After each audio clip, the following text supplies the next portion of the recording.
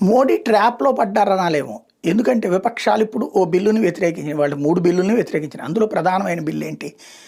ఎవరైనా సరే నేరం అంటే మంత్రి కావచ్చు, ముఖ్యమంత్రి కావచ్చు, ప్రధానమంత్రి కావచ్చు, 5 ఏళ్ల జైలు శిక్ష పడే నేరంలో అభియోగం మోపబడి అంటే ఆ కేసు తీవ్రత 5 ఏళ్ల పైబడి ఉండాలి. అందులో సే ఆ జ్యుడిషియల్ కస్టడీ ఎవరిస్తారు?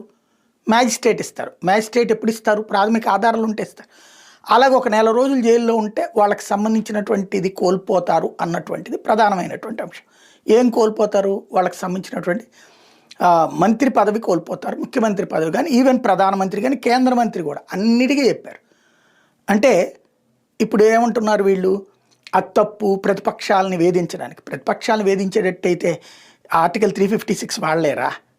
ఇంతవరకు మమతా బెనర్జీ అంత దుర్మార్గం చేస్తుంటేనే వాడలేదే. కేరళలో అంతరాక్షసత్వంగా చేస్తే